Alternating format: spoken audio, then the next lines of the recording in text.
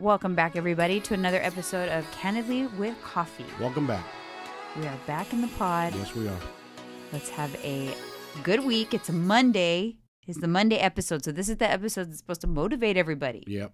Don't be having no blues on Monday either. Gotta start on a good note. You don't have coffee. I don't. Water. How much coffee did you drink Just already 2 cups. today? I don't want to be going to the bathroom all day. I've got creatine because since Sunday is active recovery. And already 2. You already drank yours? Yeah. I don't do pre-workout, so I don't drink it in a shaker cup. I just use it with the nugget ice, and it's so delicious.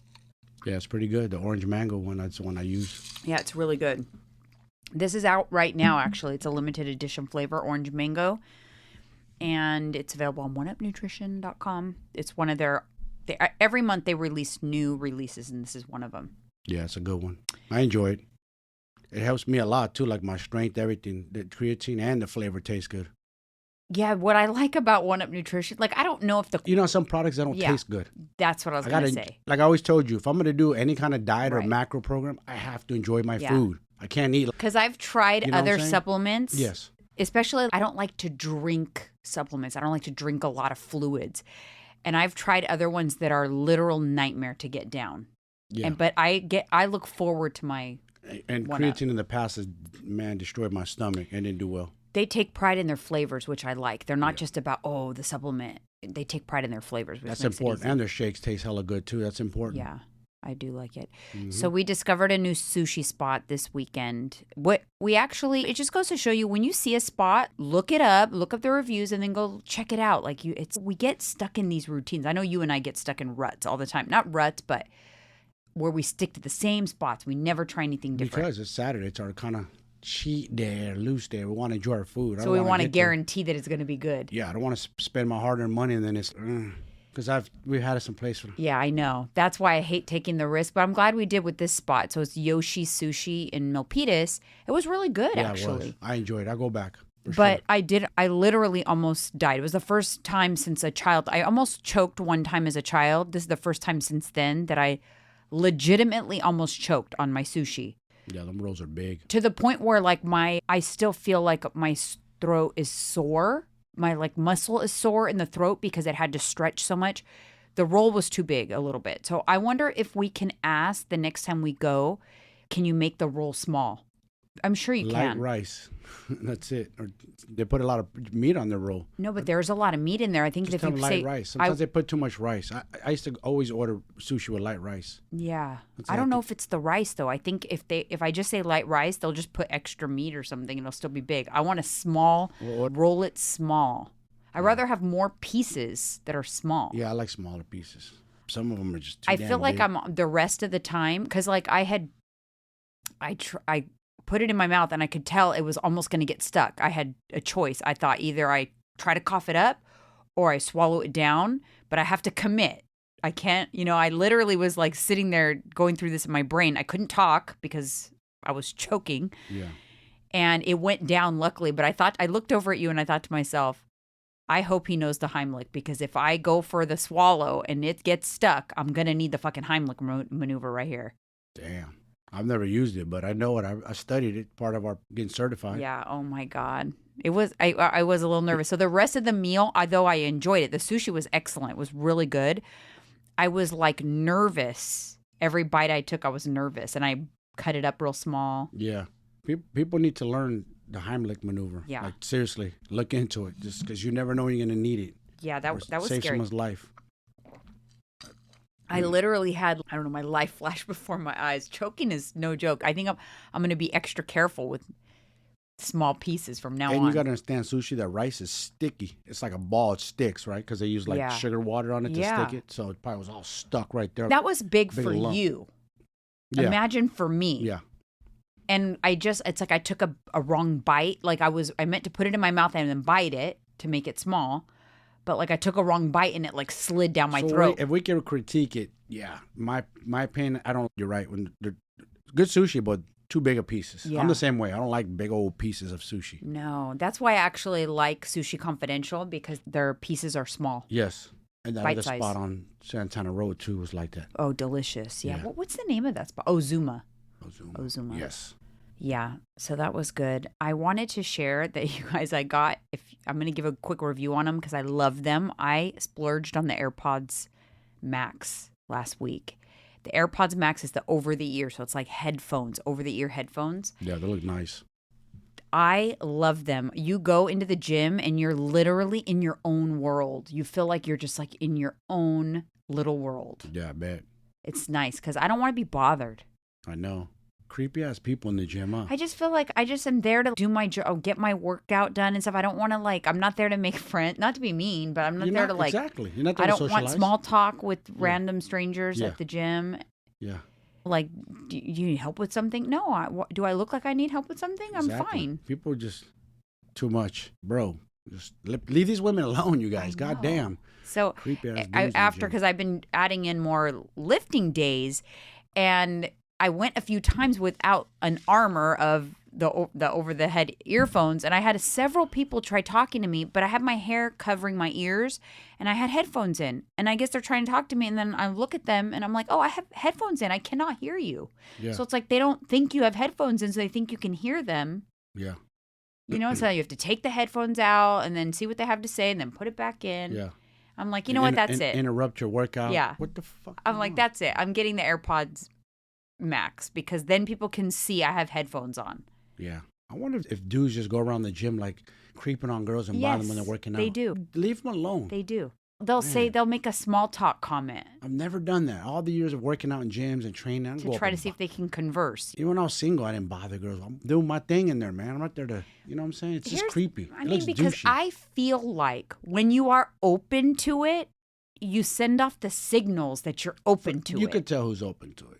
You could read it. Yeah. I could tell what chicks and are I open do to. not send those signals. Yes. I do not. You knew me in the gym before you knew me. Did I ever send those signals when I was in the gym? No. Before you even knew me? You didn't. I did not. I can attest to that. You didn't. I did not send the signals. I'm not there for anything other than what I'm back then. It was to watch Grey's Anatomy on the cardio machine. They should have that as a rules for every new member coming in. Hey, listen, respect other members' privacy and don't harass people. Keep to yourself, especially with dudes. That really should be applied to men. Women don't do that. Women don't go around harassing people. I know. But on the same token, it is a good place to meet somebody. Yeah.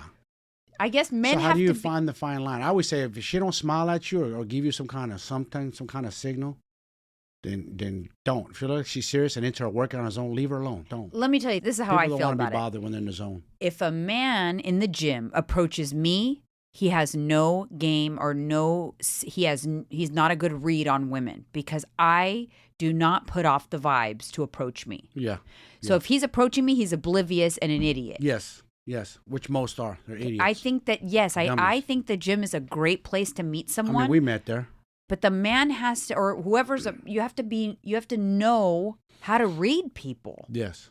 So that you can approach someone who wants to be approached. Because if they're giving off the signals, they're probably single. They're probably there looking for someone too, which is great because it is a good place to meet. You can break the ice by, hey, how many sets you have left? Are you using those? And then over time, you might get to know that same person. Yeah, and then it gets more comfortable. Like a creepy ass person. I used to give my roommate that. I was a trainer in the gym, so I've seen it all. Yeah. I was like, I used to tell my boys, listen, bro, don't harassing chicks. Get to know them first somehow. Break the ice. Because be their the friend. Cool don't thing go about, for the kill and ask for the number right off the rip. Are you single? That's just douchey and creepy. Because the cool thing about the gym is people usually have a routine. Yes. And a schedule. So if you see someone you're interested in, just take note of the time and the day and think, you know what? I'm interested. I'm going to watch this person for a little bit. And then you get to know them. Then you crack a smile. Then you crack you work in with them. Little small talk, little by little. Yes. And eventually.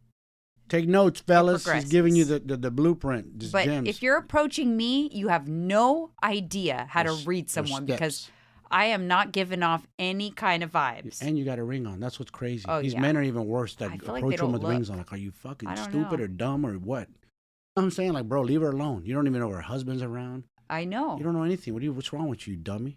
Exactly. Dudes just want to get, like, beat up these days. Exactly. I'm messing with married women. Leave them alone. All right. So let's move on to the hot coffee topic. I came across this on the People Instagram. An Indiana mom, 35 years old, dies from water toxicity after drinking too much water. I saw that. This just cracks me up because remember this, you guys, when you're spewing the word, that's toxic, it's toxic. Everything has the capacity to be toxic. Everything. What makes something toxic is dosage. Yep. Right? Like even Tylenol is good for headaches, but it could be toxic. 1 or 2 for headaches. You take the whole bottle, bye-bye. Even water. And I've always joked, not that this is funny because this is not funny, but I've always joked that like when someone says, oh, isn't that toxic? Even water could be toxic. People don't know that. No idea. They're clueless. But this particular woman was dehydrated and had heat stroke, dehydrated on a boat. And to combat the dehydration, she downed 4 16-ounce bottles of water in 15 minutes. Not a huge amount of water. Wait, 4? 16-ounce bottles. But because she was dehydrated. You can't do it like that. When you're dehydrated, that means your electrolytes are off, right? And so then she downed a bunch of water. She further diluted her electrolytes. And it brought her sodium levels to like dangerously low sodium. It's called hyponatremia. So drinking that much water fast dilutes your sodium even more if you are already dehydrated. And she got hyponatremia and it killed her. Yeah. She died, 35 years old. That's when, when they find people, like say they've been missing for days and they are dehydrated, they give them baby sips of water. Yes. Baby sips. You're not supposed, so if you're dehydrated, you're not supposed to guzzle water. I don't know if I thought it was common knowledge. Stroke, they put like ice packs under your underarms and sometimes your privates and give you sips of water. Right. You can't like, if you're having heat stroke, you can't jump into an ice bath. You'll have a heart attack or you'll die. You can't go from one extreme to the next. Yes, that's true. You want cannot as much do as that. you want to, you can't. On an totally off topic, but I'll share a little story. What happened to Alyssa when she was a baby. She was a toddler, I should say. And she fell asleep she got one of my hair ties and put it around her wrist and fell asleep with it like that. And it cut off her circulation. And her hand swelled, 5 times the size and was purple. What would be your instinct? So the instinct would be take it off immediately, right? Yes. But 911 said, no, do not take it off until she gets to the hospital. Because if you take that off and all that blood surges in, she could have cardiac arrest or like too much with the heart. The river's flowing They have to slowly release it. How'd they do that? Did you see it? Robert took her to the hospital, and when I didn't see it, but all I know is when they did do it, and they were describing to him what was happening, out went Robert. He passed out.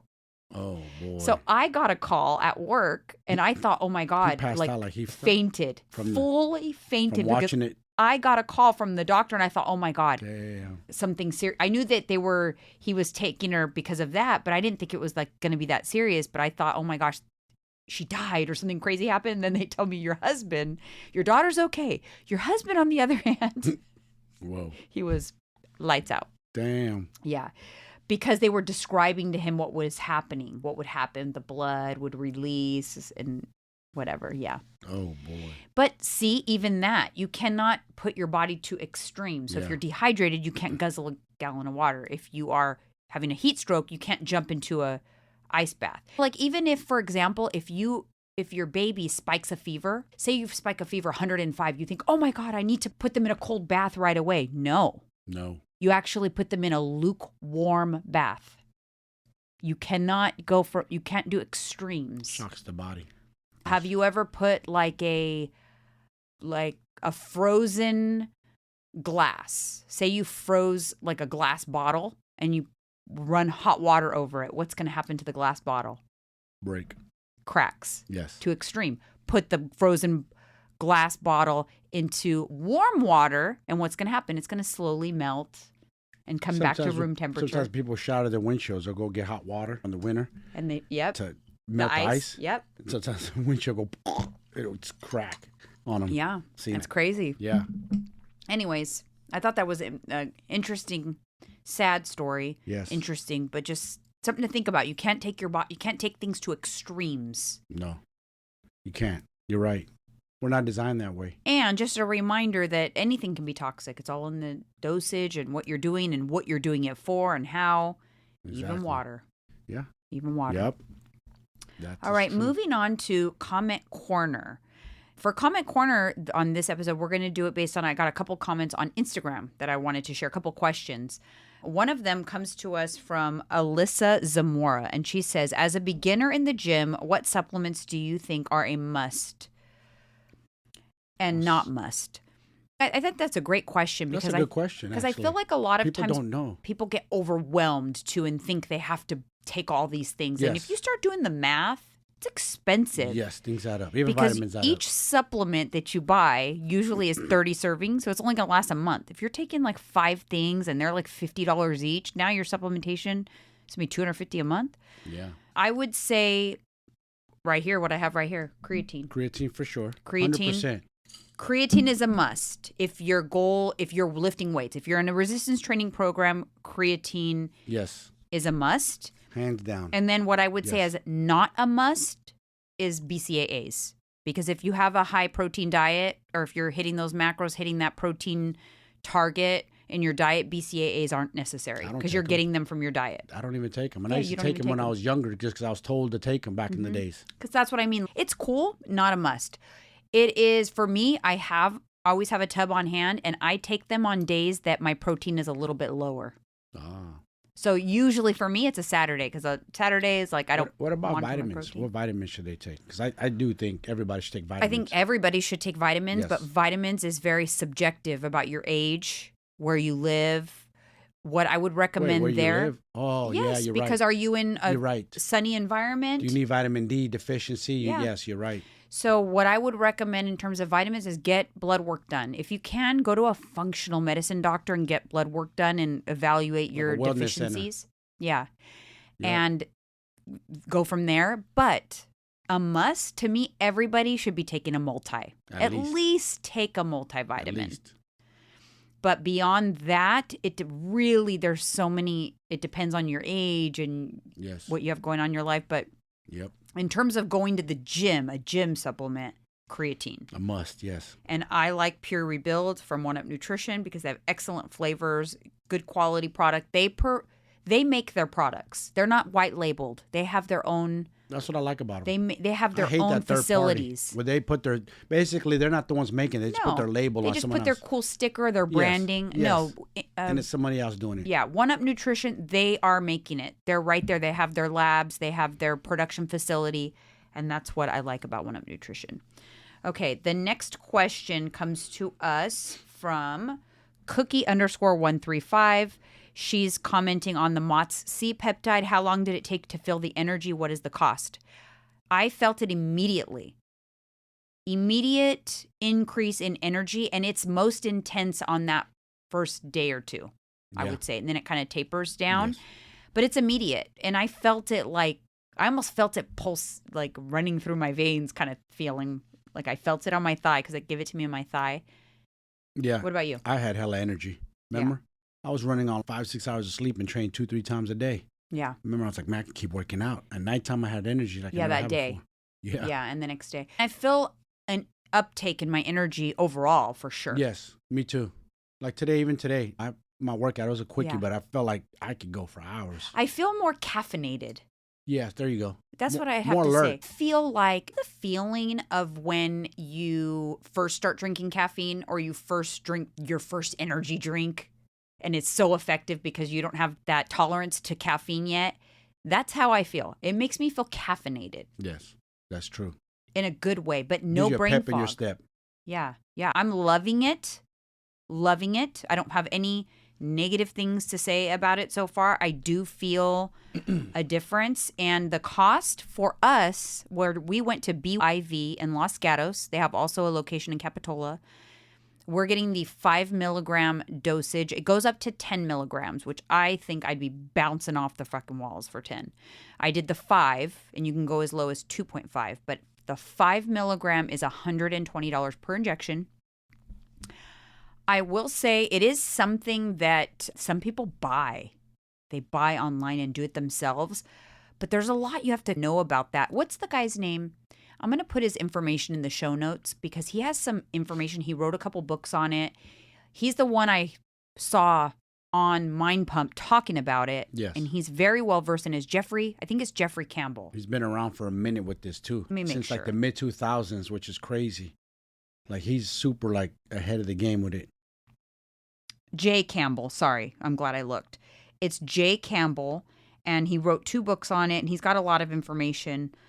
So check his site if you want more information. And as with anything, you guys do your own research. Like I'm not doctors. I'm not selling a product. No. I'm not telling people to do something. I'm not treating people for different things. I'm not doing any of that other than I'm just sharing what we're using because I like tools to enhance what we're already doing because we already do all the things. Yeah, we do. Anything else we do is just enhancing. Exactly. A little help, especially at this age. And then this comment is from, I think it's Rolly Good.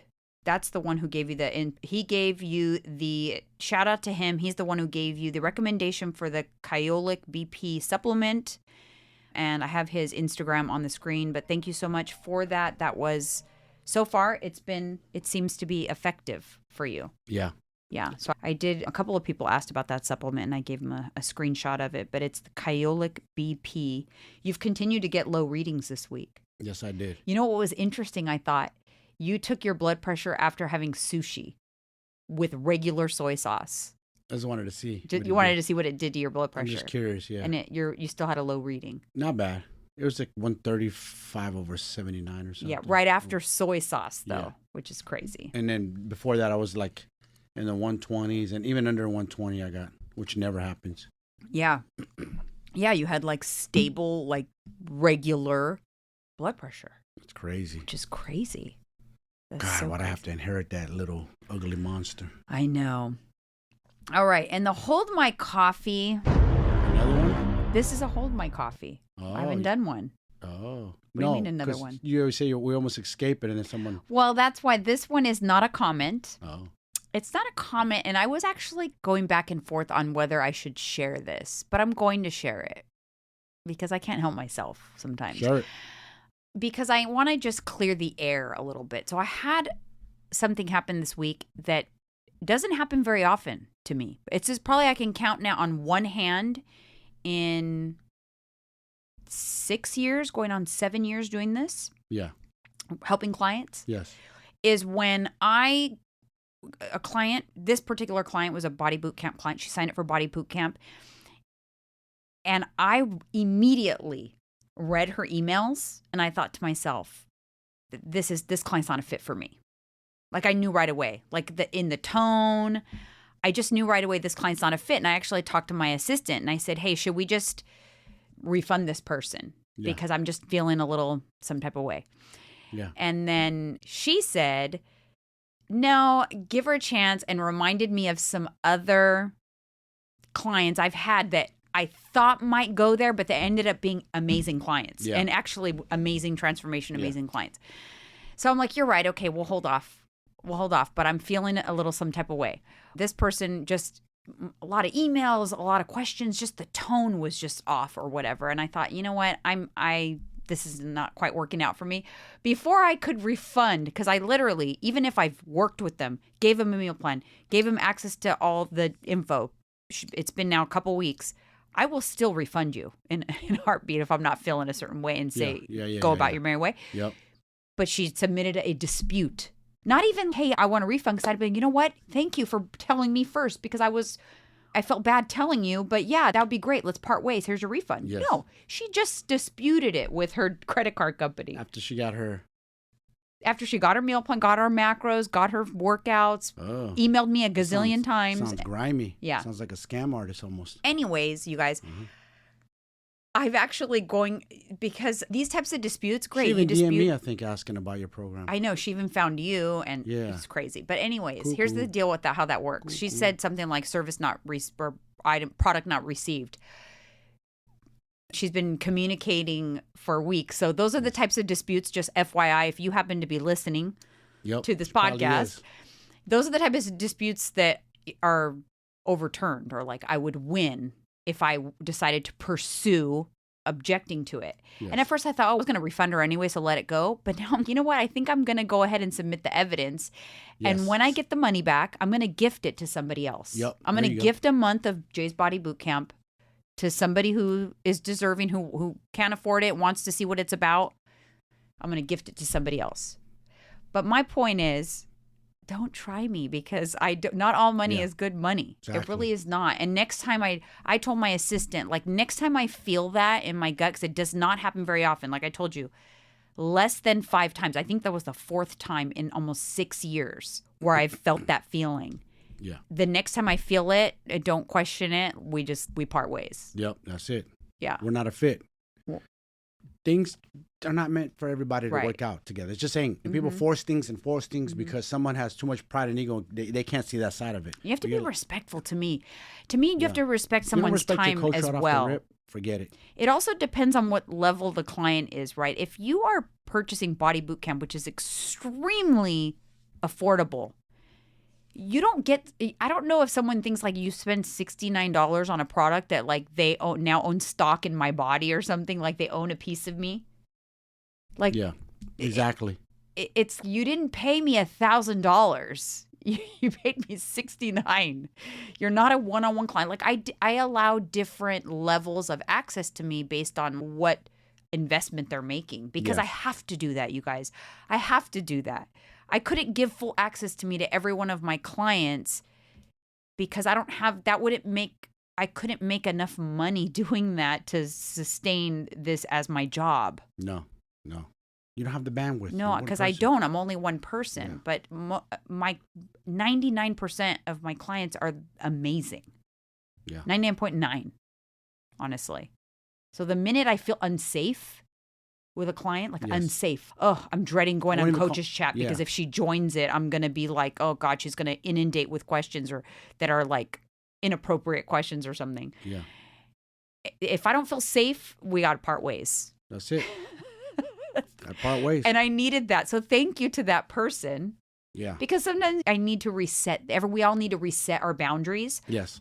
She helped me to reset my boundaries because I went above and beyond. I'm like, why am I replying to all these emails? Why am I trying to make it right with this person when she is not being respectful of my time? Exactly. Why am I even being nice? Like, I knew it. I felt it in my gut. It wasn't from the day one. Yeah. When she submitted, it started right away when she submitted her intake form and then DM'd every single one of my Instagrams and yours saying she wanted to know why she hadn't received her meal plan. It had been 6 hours.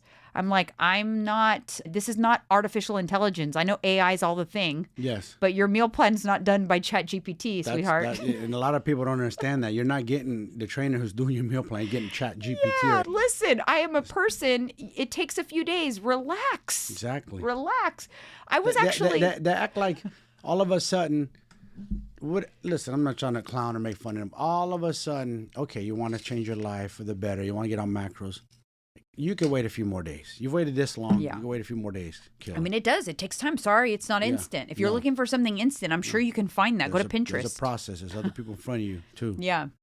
I don't get that. They think, I'm already at the front of the line. No. But right away with that, especially when you got a DM, I thought, uh-oh. That's when I thought, uh-oh. Yeah.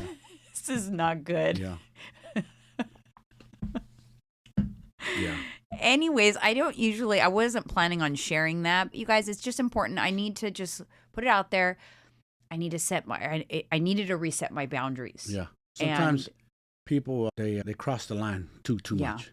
Mm-hmm. You know what I'm saying? Like, you don't cross the line with coaches. Yeah. You keep that fine line. You don't cross Yeah, I think much. So. And I think I am so experienced that feeling, and I can't even explain it. It's just a feeling. When I feel that we're not a fit, we're gonna cut ties immediately.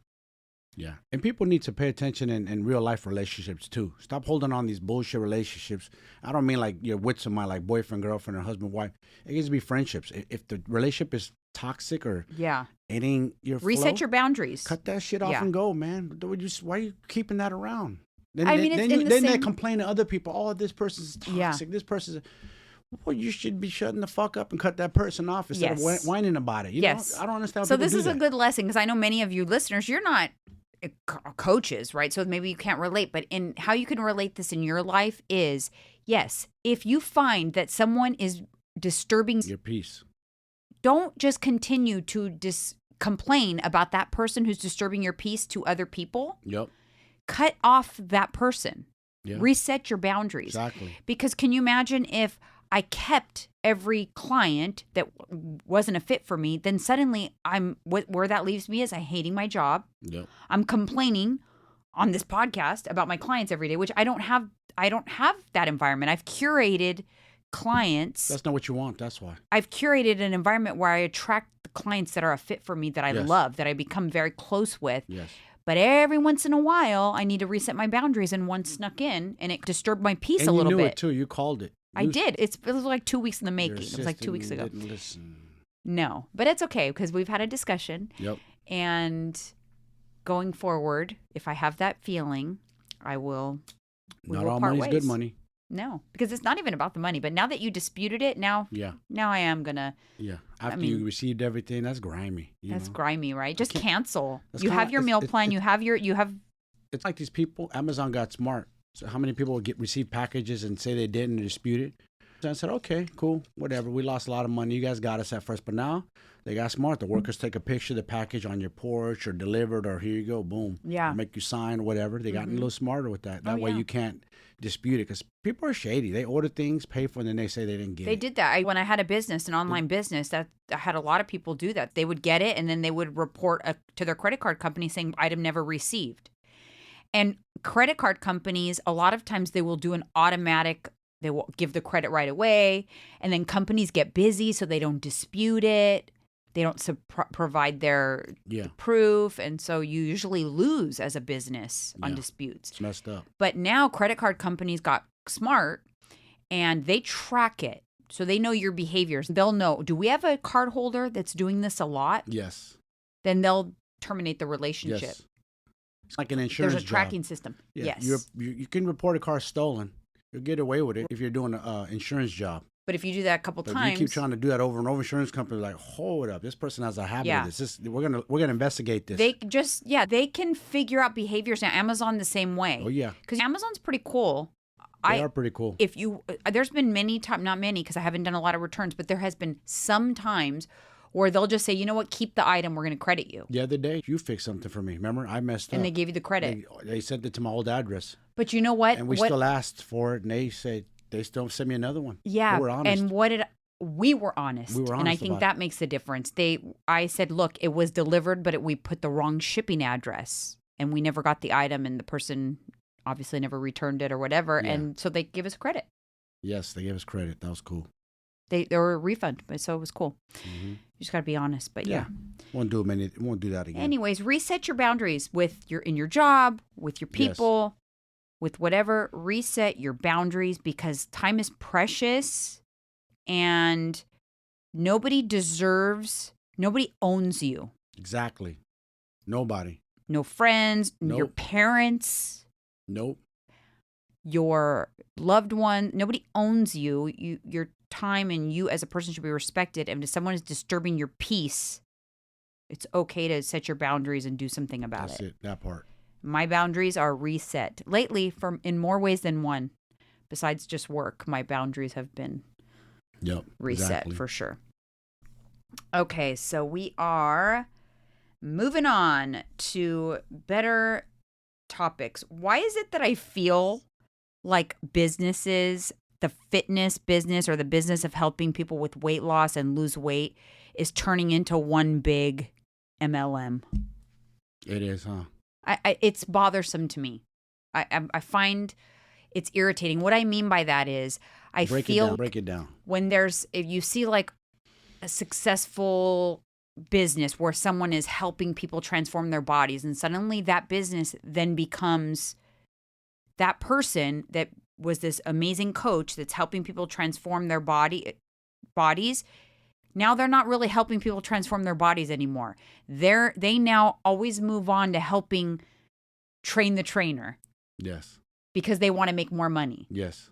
And then it's like it becomes a MLM, basically, multi-level. You charge the trainer a lot of bank to know the system. Yeah, and then they get a piece.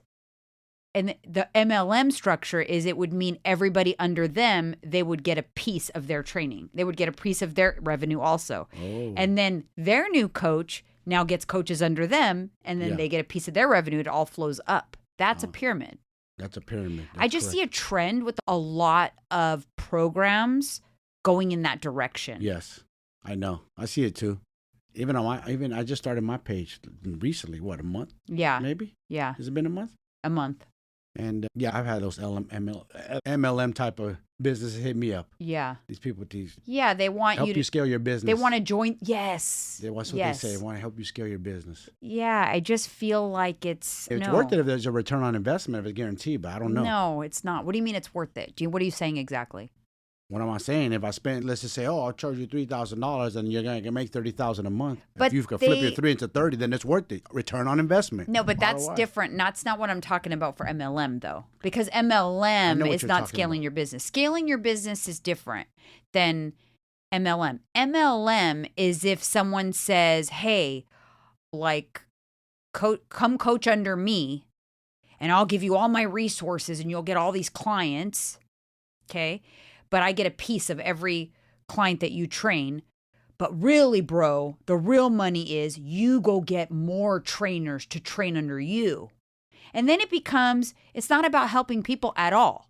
It's just about how many coaches can you get in the line under you. That's what an MLM is. I know. That's different from scaling your business. But there's people in that MLM that will try to help you scale your business. They're also selling you that. Oh, of course. That's how they sell you. That's what I'm trying to tell you. But it's not worth it. Because there's a dude, I ain't going to say his name, that charges about that to work with coaches. And if I always say this, if you're going to spend that money and it comes back tenfold over, then there's a great investment.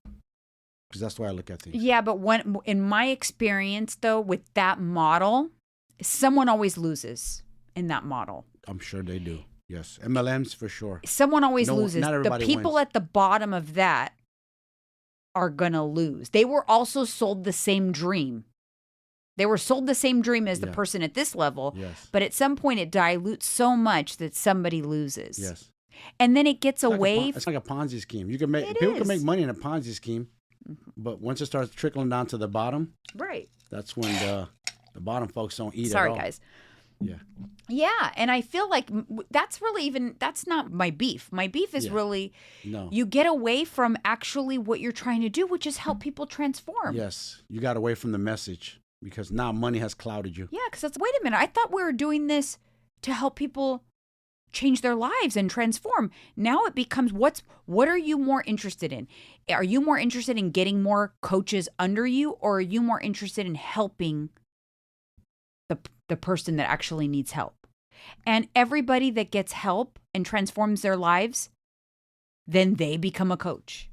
It's a never ending. A lot of the programs are going that way. Yeah. Like these Not programs. everybody's meant to be a coach or a trainer, though. Unfortunately, I'm in the gym and I'm paying attention now that, that I'm NASM and I've done it as a profession. And I watch these guys and I'm like, damn, they need more skills in the gym. Like they're like their hiring caliber is very low. I'm not trying to clown, but you know what I'm saying? Yeah. Trainers, we've seen. Oh, I see it all the time. It's rare that I see someone that actually looks like they know what they're doing, to be honest. It's a minority. It's crazy to see that. But anyways, that's just something I've noticed in lots of programs. I feel like they have, and they don't call themselves MLM. I just see the way they are established. Yeah. And they have like fake certifications. Yeah. It's like if I suddenly said, hey, you guys, I'm hiring coaches and you'll be Jay's BBC certified. I just make up a certification. So I'm gonna say this, and I'm not even being a hater, but the dude who trains a lot of coaches or teaches people to be coaches, I've gone on all their pages and none of them are even educated, like certified. Not in one of them posted. No, because they have the special fake certification of the person that started the big pyramid. Anyone can learn macros, and you can learn to teach it to people. But what about the fitness side of it? There's deeper than just macros. You know what I'm saying? There's a lot. Yeah. Not even that. To me, it's even learning how to coach personalities and the mental side of things. That's the hardest part. People don't understand. Everybody's so different in personalities, and people got a lot of shit in their fucking life that sometimes comes out. I got stories. I could tell you guys stories. Yeah. Man. You hear about his shit.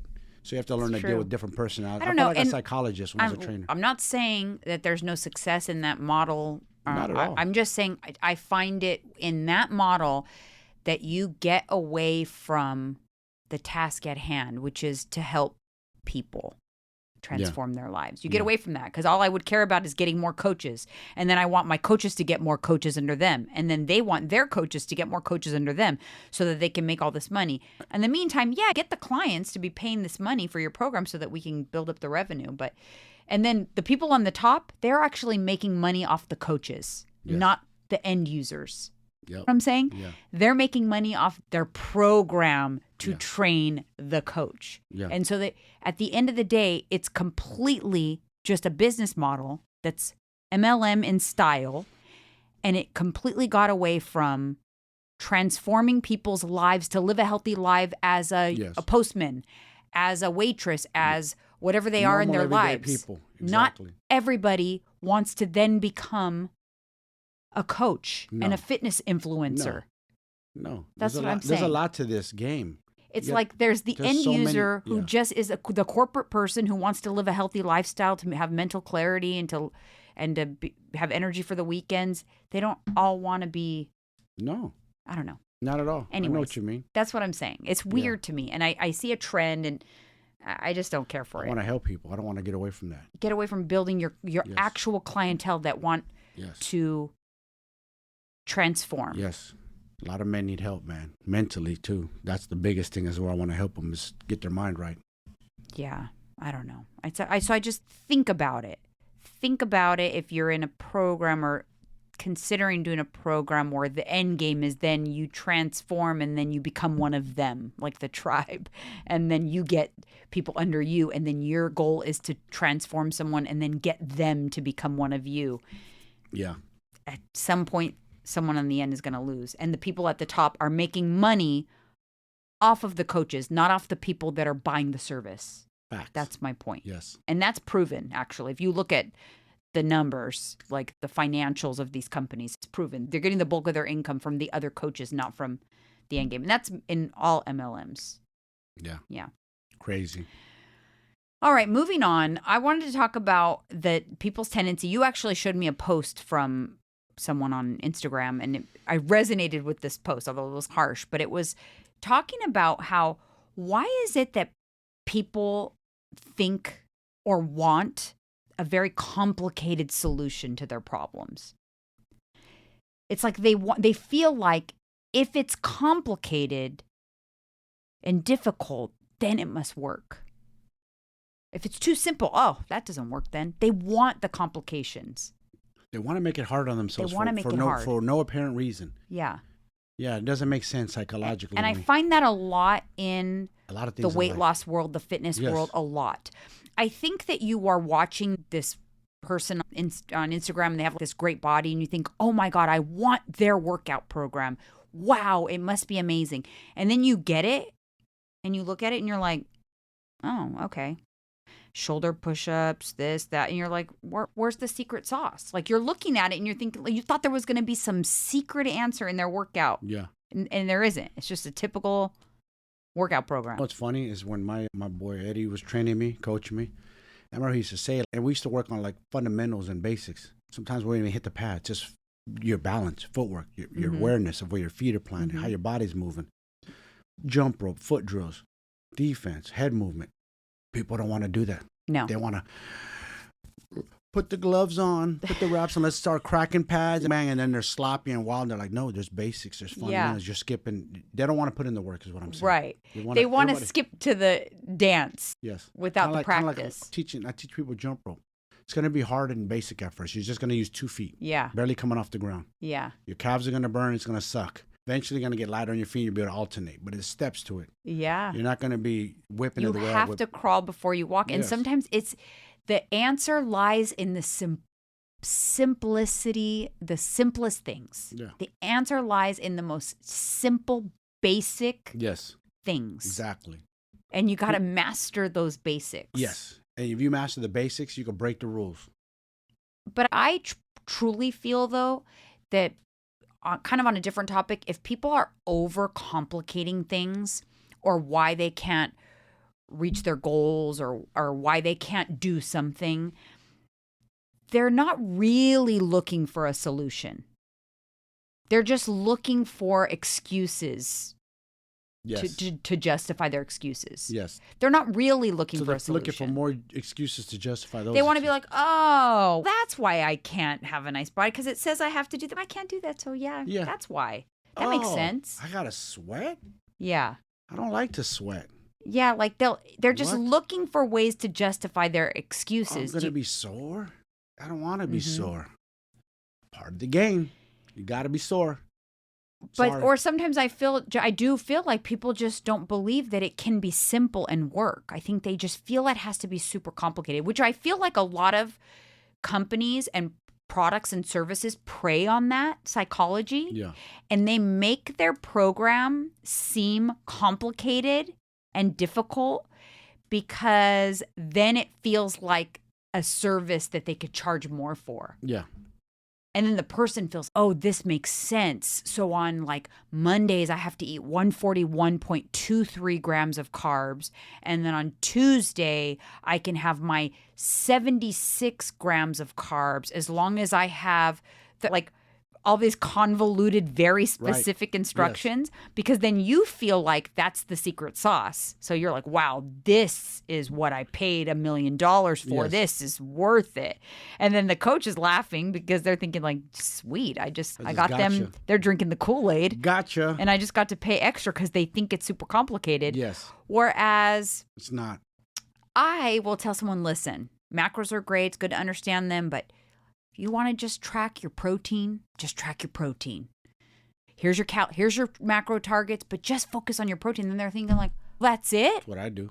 I had you do a macro assessment just for you to tell me the only thing that matters is my protein? But so you want it to be complicated? I know. You want it harder? So you want me to say, Susie Q, if you don't hit these exact numbers, carbs, protein, fats, calories every day, you're not going to get progress. It can't happen. It's not going to work. That's the problem. They want to hear that. They want to see those exact numbers. You don't have to hit those exact numbers. And they want to see. They want it to be that. But I'm like, no, but it's not though. No. And the funny thing about mine, people ask me, how many carbs are you taking in? I have no idea. One day it could be 150. Another day it could be 200. I have no idea. I just know I don't take in more than 2,400 calories. And I hit 190 grams of protein. Right. So you could look back and you can see your trends and you can look at your logs because you're tracking in your app. So the carbs are there, the fats are there, but you're not fixating on hitting specific numbers because the maths. If you're hitting your calories. I'm not going over my bank 2,400 calories. I'm not spilling over. That's it. People don't understand that. Don't cross that number. Whatever your macro number is, just worry about your protein on a plate. That's what I'm doing with so I quietly, because I didn't really talk about it a whole lot, but launched my one-on-one program, which this particular program it's not about giving you a meal plan and you just follow the meal plan and you'll lose weight or whatever. That's Body Boot Camp. I have Body Boot Camp for that. This one-on-one program is more of let's master tracking macros. Like, let's get really comfortable with using an app. Let's track your macros. Let's see how your body responds to macros. Let's see how you handle going out to eat and tracking macros. Like, it's a macro tracking focused one-on-one program. Good. Because if I'm telling you, if you master that, like I'm learning, I'm getting better. You can manipulate this and play with it and have fun with it and enjoy the ride along the way. Yeah, you could do like the calorie cycling, which is fun, which is what I do. So even right now, I'm on my way down and I'm doing about 1,400 to 1,500 calories a day. And then Saturdays, I have a 2,000 to 2,500 calorie day. It depends where I landed on the other days because I'm trying to hit a target for the week of about 11,000 calories for the week. Whatever, some days are lower, some days are higher, but that's my bank for the week that I'm trying to hit to achieve some fat loss that week. Yeah. But that's all stuff that you'll learn in the program. Exactly. But you have to learn it. You have to learn it before you can start breaking the rules. Yeah, and it has to suck before it feels easy and good. And if it was super easy and just the easiest thing in the world, everybody would do it. Yes. It is something to get used to, but it is very useful. It's riding a bike too. Once you know how to do it, you know forever, and your brain just starts to work differently. You start to look at things differently. Yep. And that's why I developed that program specifically for someone who needs more than just a macro assessment, but they really want to learn how to track. They're not just about trying to lose weight and want to go on autopilot and just follow a meal plan and follow a workout program and get results. They actually want to really dive into macro tracking specifically. It's important to know that and learn it. And even though I still try to simplify it, it doesn't have to be overcomplicated. And it's not, again, like when they pay for something, they think that you're going to, remove the shroud on this magical secret. Yeah. It's not really that. It doesn't come in a pill, you guys. No. Nobody has that, by the way. Nobody. There's no program out there that you can pay for. And there's programs of all types out there, fitness programs, if you're looking for different workout programs and things. Nobody has this thing that you're going to pay for, and you're going to get it in your inbox. You're going to open your email and you're going to go, oh my gosh, this is it. This is the secret. This is it. Nobody has that. Everyone just has, I'll be honest with you, everybody just has different ways to achieve the same thing. Slightly different styles to achieve ultimately the same thing, which is mastering your energy intake. Yeah. I know what you mean. Everyone's going to the same show. Yes. They have tickets to the same show. But everybody's journey to that show is different. Some people ride a bike. Some people run. Some people walk. Some people fly. That it's all about finding the journey for you that fits your style. Yep. That's it. But nobody has the special secret. No, they don't. It's all the same. So if you're looking... They want to sound fancy, use big words, and make it complicated. Again, when I was coming up as a trainer, there's a course that I took, National Council of Strength and Fitness, get certified. Mm-hmm. And the dude was ahead of his time. The way he was explaining it. No, he had a chart, he had days. He goes, listen, guys, you can have beer and pizza and still lose weight and this and that. I didn't get it. I was like, no, this guy's crazy. You know what's crazy? It was macros. As much as we know now, and we think that, oh, now, can you believe that he used to say that and people didn't think you could have a beer or pizza? Majority of people still think that you cannot enjoy pizza or a beer or whatever and still lose weight. We documented that I had pizza the week that I lost weight. Remember? 2 slices. We tracked it. Yeah, because you have to master the macros, right? Yes. And we think sometimes some things, because to us, because we're in that world, is common knowledge. I have to remind myself frequently that it's actually not common knowledge. I know this based on the questions that I get on the daily basis. I actually just did a video on Instagram where because I get this question so much. If someone sees me eat a bagel or bread or whatever, what kind of bread is that? And this is bread. Oh, it's normal bread. If they see me eat a bagel, they'll lose their mind. Like, oh my God, what kind of bagel is that? I'm like, Thomas's everything bagel. You know what it is? Like a normal fucking bagel. I know what they're looking for, babe. They're looking for something with a fancy name that says fully organic, comes from somewhere fancy company, low calorie, macro friendly, la la la. Yes. I'm like, you know how to make a regular fucking bagel macro friendly, a bagel that you love, your favorite brand? Cut it in half. Eat half of it. What do you always say? I eat a bagel, 200 calories. Whatever, Thomas's. I eat the bagel from Dave's. Same calories, but this one says organic. What do I always say? Your body just knows the calories. Right. It doesn't differentiate how it's, you know what I'm saying? Yeah, you know but what I'm getting my point really is this, though. I got the Thomas's. That's 290 calories for a bagel. It's a lot, but it's freaking delicious, and it's what you're looking for. But instead, because I'm craving a bagel, I go to this other bagel that's like keto, blah, blah, blah bagel. Yeah, and instead I have that. And it's 150 calories. And I eat it, and it's lackluster.